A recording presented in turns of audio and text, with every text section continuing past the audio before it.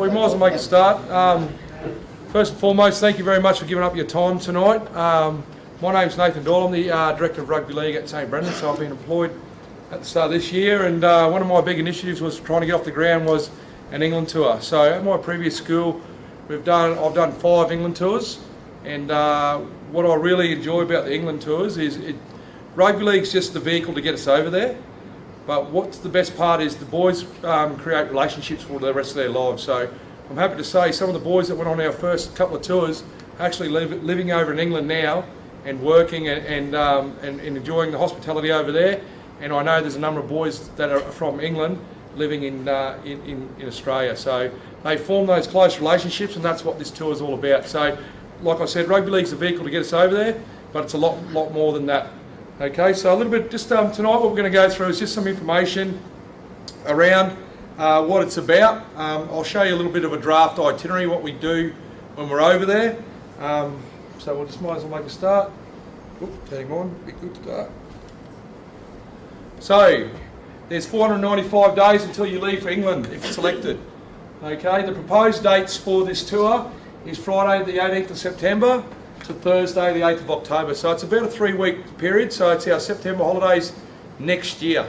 So the boys will leave on a Friday and they'll get back in the country on Thursday. So it's 3 weeks over there, so if you want to write that down, this information it's going to be up on the website. That's why I'm filming at the moment, so parents that can't be here are getting the same information that you guys are getting. Okay, so that's the proposed dates. What we're going to talk about tonight is just our behaviour, expectations and ability. So that's how we will select the squad to go over there. Obviously the cost is a big one. I'm going to talk about what the cost involves. Progress payments, so there's going to be progress payments along the way. Fundraising, sponsorship, billeting, long stay and passports. Okay, so how the boys are going to be selected, first and foremost, it's going to be around representing our school at the best of their ability. So there's no point taking boys, so there's 37 boys to select from, and we can only take 32. Okay, the reason why we can only take 32 is we have 4 staff members being approved to go, and the ratio to take boys overseas or any sporting team overseas is 1:8, so 1 teacher is to 8 students. So that's why it's cut off at 32. Okay, so the school won't allow us any more than 4 staff. So how it's going to be obviously selected, so ability, so the first and foremost is we're looking at representing our school. So there's no point taking someone over there that's not going to show us in the best light. So we've got to make sure that we're able to trust those boys that we take over there. And you're trusting us to look after your boys overseas for 3 weeks. Okay, so it's around that, representing our school to the best of their ability. Okay, so like I said, in the past couple of tours that I've been on, we've said no to boys, purely that we couldn't trust them to be overseas by themselves. Because these boys actually get billeted with families over there for that amount of time. So we've got to be able to make sure that we're trusting them to do the right things in those families, and also representing our school to the best of their ability. Obviously, the second selection criteria, so that's our first selection criteria, it's all around schoolwork. So I'll be going through report cards, I'll be having a look at your effort and attitude on your report cards. That's what I'll be looking at. I won't care about what the mark is. I'm going to be looking at, your effort and behaviour. Righto. So the second thing is obviously ability and positional expectations. So there's no use me taking 20 front rows over there. Okay, so it's going to be pretty hard. So we've got 4 or 5 games over there, and you'll see the itinerary soon. Okay, so it's going to be based around positional expectations. Some boys I know on this trip don't play rugby league. Okay, and like I said, that's just a vehicle to get us over there. Okay, as long as they're over there having a go and having some fun, that's the main thing. Okay, the next thing is obviously meetings, so making sure we're meeting, if there's meetings on, it's usually around that there's important pieces of information that need to be, disseminated to the rest of everyone, or I need key pieces of information back from parents, like sizing and passport information, looking at all those type of things as well. The deadlines of paperwork, so when I send something out, please return it in time. So especially around passports, there'll be travel insurance coming out, so I'll need all that information to book flights at the end of this year. Okay, and tonight what you've got is an intent to participate form. So at this point in time, it's just an expression of interest. So some of you might walk away tonight and go, that's not for me, and that's okay. Righto, so at the end of tonight, I've got an intent to participate form. So if you still want to be part of this tour, that'd be great to take one of those home. and fill it out and get the boys to bring it back to me, please. Any questions around the selection process?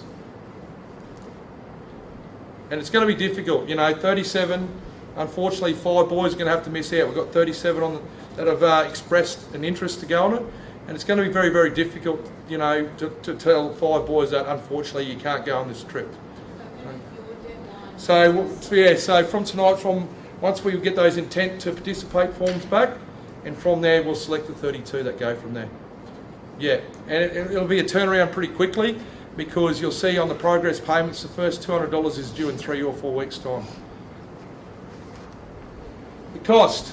Okay, so the cost is $6,000, and I know a lot of people balked at the $6,000 initially.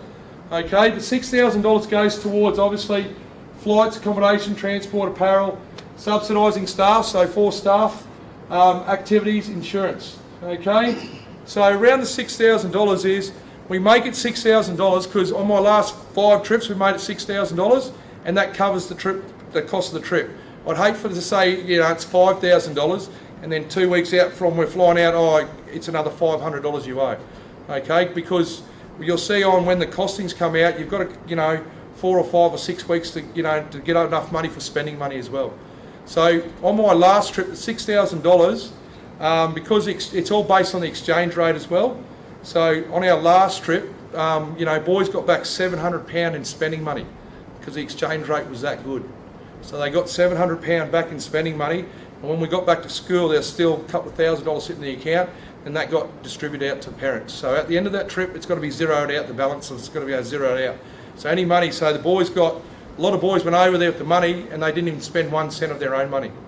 So they come home and bought PlayStations and did all other stuff for that money they had in their pocket, so they changed it over. So that's around the $6,000, and I'll show you an itinerary and you'll see why. So the boys get fed every day. It's really important that we give them a good breakfast every day to start the day. So we go to, and then that kicks them on. So with the $6,000, it can be heavily subsidised, totally subsidised, heavily subsidised, or through sponsorship and fundraising. So when I say $6,000 is, you're not having to fork out $6,000. So the amount of fundraising or sponsorship that we get reduces the amount that you have to pay as parents. Okay, and I'll talk about some fundraising opportunities around that. So progress payments. So I'll email this out to everyone. So the first one is a $200 non-refundable deposit. So it goes towards the flights. I think so you can see there, once you've been accepted on the trip, once you've paid the $2,700 up until November, so at the end of the year, that's your last payment for the year, that'll go on flights. So that at the end of that year, I'll be buying flights at the end of this year. Okay, so the flights are around $2,500 per person because it's a more expensive rate. So I could walk up the street and get one for $1,800, but there only might be 2 seats on that plane at that price. Okay, when you do group bookings, it's about $2,500, and on top of that will be your travel insurance. Okay, so the $2,700, once you've locked into that 15th and that's $2,700, good luck trying to get the money back off the airlines. Okay, I've done it in the past where someone's had to go off the trip. Well, I say to them, off you go and try and work it out, and you get back as much money as you can. And they don't like giving too much money away, the airlines. Okay, so that'll be the key juncture point there, is that last payment for this year. So that'll go on flights. I'll book flights straight away. Okay, so as you can see, it works out. Towards the end, I reduce the payment, so you've got a little bit more money to fundraise. Okay, so but like I said, when we talk about fundraising, when that $1,000 comes up, you might have already fundraised $600 off your boy's trip, so you only have to pay $400. Okay, and that's what I'm talking about. $1,000, you see $1,000, but my last tour with Mackay High, every single boy fundraised the whole lot. Okay, because they got in and got the work done. Righto. But I'll email that out to people. It's a bit scary. Okay, fundraising opportunities. So when I talked about you can fundraise off the $6,000, these are the type of things I've done in the past. Okay, so a good one is those chocolate boxes. You see those chocolate boxes? And what I'll do is I'll be ordering a lot of those chocolate boxes. So they cost us, I think you get in 50, $30 goes back to Cadbury, you keep 20. I know there was a boy in our last one did 100 boxes, 2,000 off his trip. you know, just by walking around the neighbourhood. Parents actually take them to their work, okay, but you've got to be careful that when you get your $50, if there's only 47 in there, 30's still got to go to Cadbury, you only keep 17. So if you take it on work, make sure your workmate's honest. Okay, so they can work it off that way. So races, so we did race days. So we had a parent on board that loved races, and we actually got to the finishing line. You know, it was $75 a ticket, and every ticket we sold, you got $25 back. Okay, and that was food and drink for 5 hours right on the finishing line of race day. Okay, so that's something we'll be looking at. So what I'm trying to say here is some fundraising things we'll do as a group. So I'll say, here's the chocolate boxes, come and collect, tell me how many you want. Okay, if you want to go and fundraise for your son, so what happens is if I'm fundraising, I get a jersey, I get a signed jersey from the Broncos, I frame it up, I sell tickets and I get $5,000. $5,000 comes off my son's trip. Okay, it's not a pool of money. If you want to pay the $6,000 up front, more than happy to. I've had a kid in the past say, I don't do any fundraising. Okay, I just want to pay the $6,000 up front. Happy days. Okay, but some, you know, whatever fundraising you do, so we've done cappers, so we've done cutters, we can talk to the cappers about on home days, we can actually set up a raffle at the front gate. And if 3 of you are there and you make 600, well 200 comes off each boy's trip. Okay, so there's those opportunities there. There's also, we did doubles, so next year we'll do doubles, you know, footy doubles. So you do a pack of footy doubles, I think it was $80, so you have to give away half. Every footy double you sold, you got $40 back, okay, and 40 had to go to prize money. There was a dad out in the mines, you know, he sold 40 of them, you know what I mean? So 1,600 off his son's trip. Righto. Local establishment, so up in Mackay we had Harrop Park every Saturday night, pretty lucrative. AFL used to be on there. If you have any ties with any local establishments in town, if we can just get a raffle going and I can do up a roster, just meat raffles or something like that, something so simple, makes a lot of money. So if you're continually doing it, you make money off trivia night. We had cent sales, Bunnings and Woolies, you know, the radio on. 2 parents got together and did a fashion show. They got local businesses in town to show their clothes, had a fashion show. They made about $2,500 each out of a fashion show. Okay, come off their boys' trip. So that's the type of things that we'll be looking at. But as a school, we'll be trying to organise a lot of these things. But like I said, you're more than happy to go out and do your own fundraising and try and get the trip, you know, the reduced cost of what's going on up here. Any questions around that fundraising? Yep. And so, yeah. Can we do our own raffle? Of course you can. Yep. So what's happened, it's outside of the school scope, if you don't understand like this tour is a school tour, but all fundraising's outside of the school scope. So if you want to go ahead and do your own raffle, you're more than happy to. Okay, so if you, what's that? Is that legal? Can we do that? Yes. Yes, you can. Yep. Yep, and what we can do is we can give you the letterhead from the school as well, saying that this is supported through St Brennan's. This is our our Rugby League tour, and so if anyone asks any questions, they can come back to me. So yes, we've done it in the past. So even sometimes boys would pack groceries down at the grocery store, and people might give them $2, $3, $4. It all adds up in the end. Okay, and if the more they do and the more you do fundraising wise, those payments come down pretty quick. And like I said, my last trip they did everything. They didn't have to pay a cent. Yep. So like if we did our own raffle, are we allowed to go and say sit outside IGA at the main street? Yeah, you just have to approach them and ask if that's okay. And if they agree to it, you're more than happy to do that. Yep, for sure. For sure.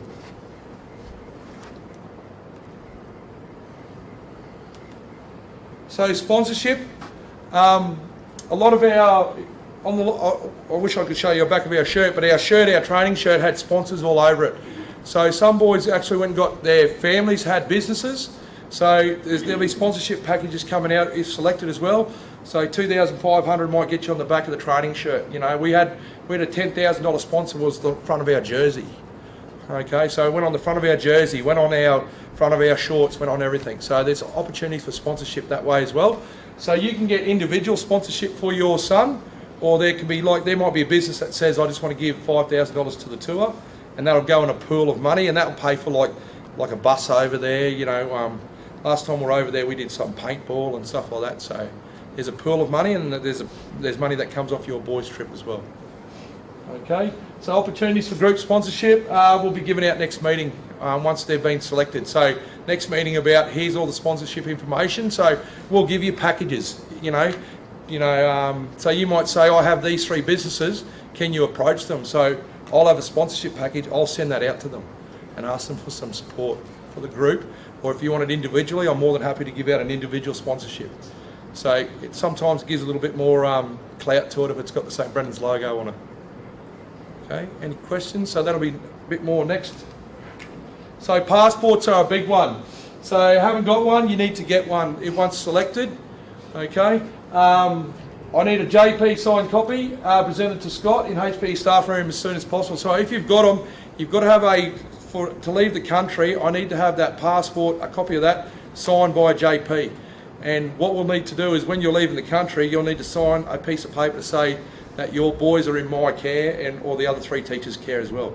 Because last tour, it wasn't last tour, the one before that, we got pulled up at customs. And they said, well, who are these kids?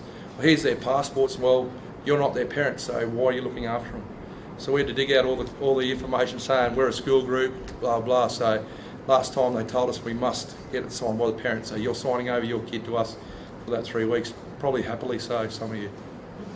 Okay. Can't book flights or travel insurance without them. So when I book those flights at the end of the year, I need to have those passports with their correct name on them. If I get it wrong, or because I'll send it into the travel agent, whoever we use, if they get it wrong, that's okay. But if I don't give them the correct name, it's $200 to change their name on some flights. Okay, if it's 1 letter out of order, we've got to put that cost. So it needs to have more than 6 months left on your passport, okay, to enter the UK. So if your passport's running out 4 months before you get back into Australia, they won't let you in their country. So it's a stitch up badly so you've got to have at least 6 months on your passport to get in the country. Okay. With regards to parents, parents are more than happy to come on this trip as well. Okay, so it's every trip I've been on, some parents have gone, but what we do is the boys do their own thing, the parents do their own thing. Generally they meet up, watch the games of footy, cheer them on, and then go and travel and do something else themselves. Okay, so parents are more than happy to come along on the trip as well. So that'll go for you as well, passports.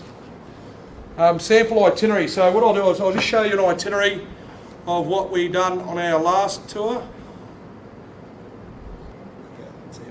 Got him. So what we're looking at is something like leaving on the 18th of September, travelling overseas. Generally what we do, we fly into London.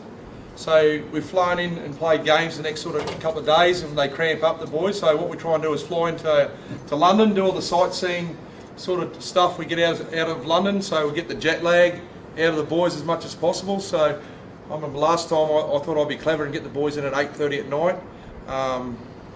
Country kids, I got up in the morning about 4:30 for a coffee and all hanging out the windows yelling out. So they were wide awake, the boys, early in the morning. So that sort of backfired on me a little bit. But so they go sightseeing. They do the Tower of London is always a good one. We always go to the Tower of London.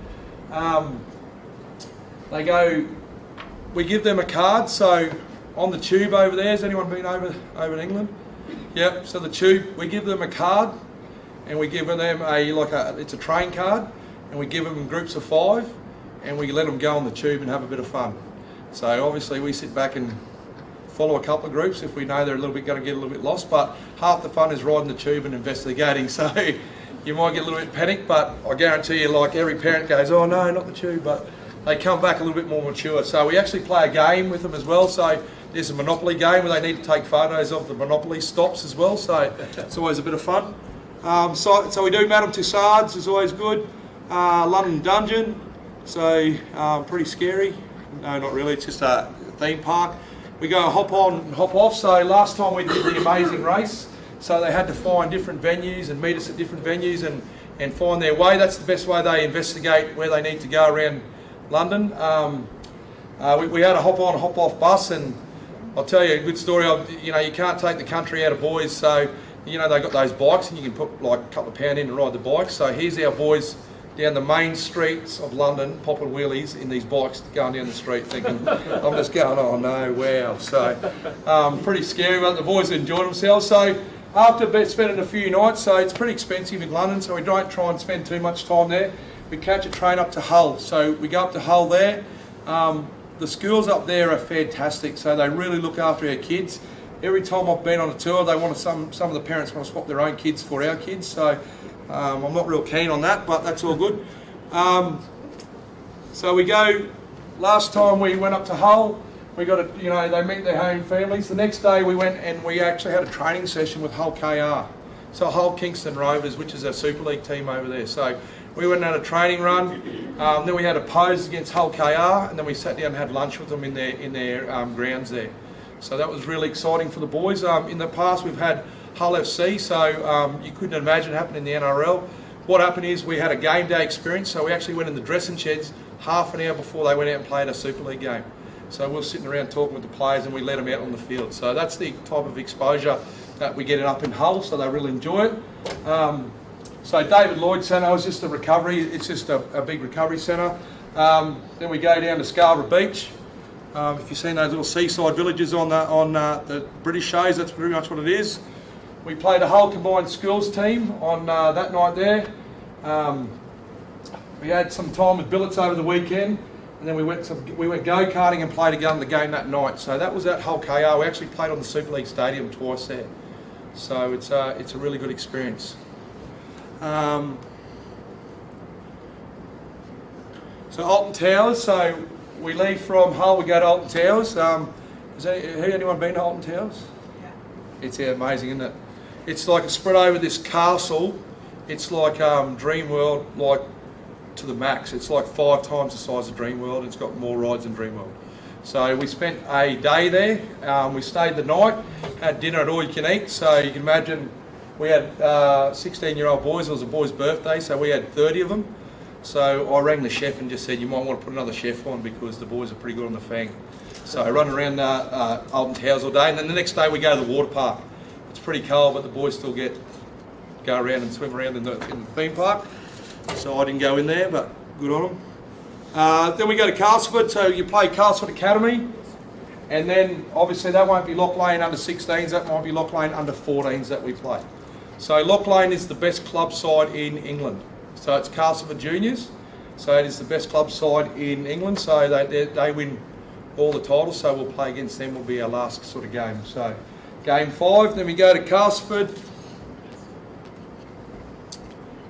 bit of mini golf, and then we fly out on we fly out on the Wednesday, arrive back on the Thursday. Sometimes some other boys were on a different flight, but that won't happen with us, so they stayed a day longer with their parents, so some of them arrived in a day later.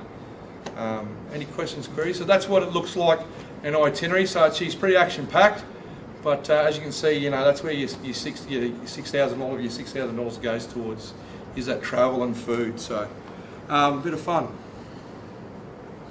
Go back here.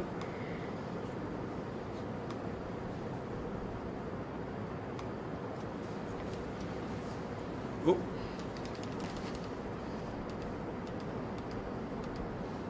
So what you need to do once accepted, so ask about getting parent reps to organise fundraising sponsorship. So what I'll be asking for is a parent committee sort of to organise, to talk about fundraising opportunities that are coming up. So one of the last ones I've had is a lot of parents get involved and they come up with the fundraising opportunities and the kids just sort of go along and tag along.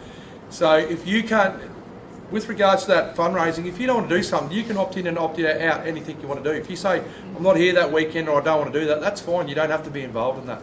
Okay?